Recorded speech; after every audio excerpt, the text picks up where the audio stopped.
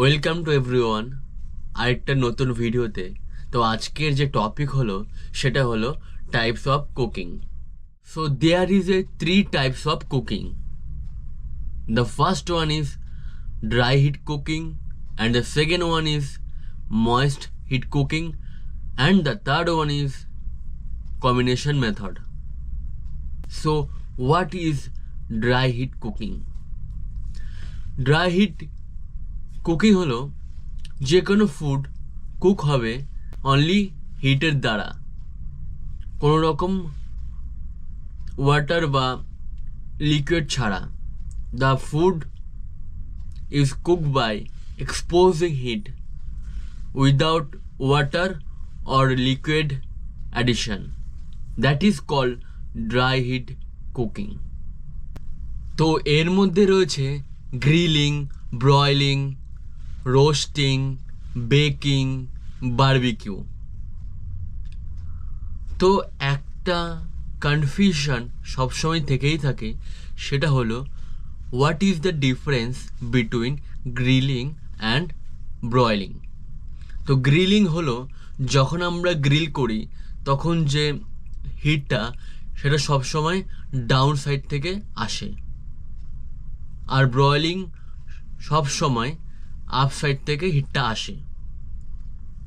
সাধারণত আমরা ব্রয়লিং after grilling যে ফুডটা হয় সেটাকে মোর কুক, মানে সেটাকে আরও কুক করার জন্য বা সেটাকে আরও ডেলিশিয়াস করার জন্য আমরা করে থাকি, তো সেটাকে ব্রয়লিং বলে। আর এটা সবসময় আপ সাইড থেকে হিটটা এক্সপোজ করে।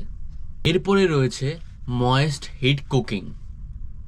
The food will be cook by water or hot liquid or steam, that is called moist heat cooking.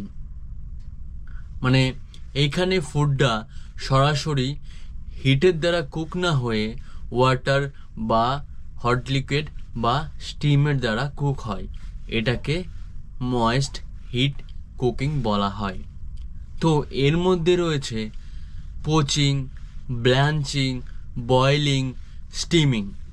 আমরা জানি যে পোচ করতে গেলে ওয়াটার, ব্ল্যাঞ্চিং, বয়েলিং এর জন্য মানে ওয়াটারের প্রয়োজন হয়। তারপরে স্টিমের দ্বারা কুক হয়।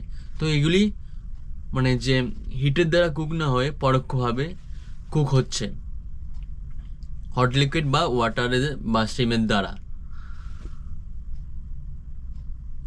তো এর মধ্যে আবার অয়েল বেস কুকিং রয়েছে, যেমন ডিপ ফ্রাই বা শ্যালো ফ্রাই, এগুলো তো তোমরা জানোই। Are the third one is combination method. Combination মেথডে এখানে ড্রাই হিট আর ময়েস্ট হিট কুকিং দুটো একসাথে কাজ করে। যেমন ব্রেজিং, যেখানে আমরা কোনো মিটকে প্রথমে সিয়ার করি, যেটা ড্রাই হিটের মধ্যে পড়ে। সিয়ার করে নিয়ে তারপর ওটাকে কোনো হট লিকুইড সঙ্গে যুক্ত করে ওটাকে কুক করি। তো ওটা ওটা ময়েস্ট হিটের মধ্যে পড়ছে। তো বোথ ওয়ার্ক টুগেদার। তো দুটো একসঙ্গে কাজ করলে সেটাকে কম্বিনেশন মেথড কুকিংয়ের মধ্যে পড়ে। তো এর মধ্যে স্টিউইংও রয়েছে। তো তো এরপরের ভিডিও আসছে মাদার সস নিয়ে, যেটা খুবই গুরুত্বপূর্ণ ভূমিকা পালন করে। আর ভালো লাগলে ফলো আর শেয়ার করে দিও। তো দেখা হচ্ছে পরের ভিডিওতে। ভালো থেকো, সুস্থ থেকো, বাই।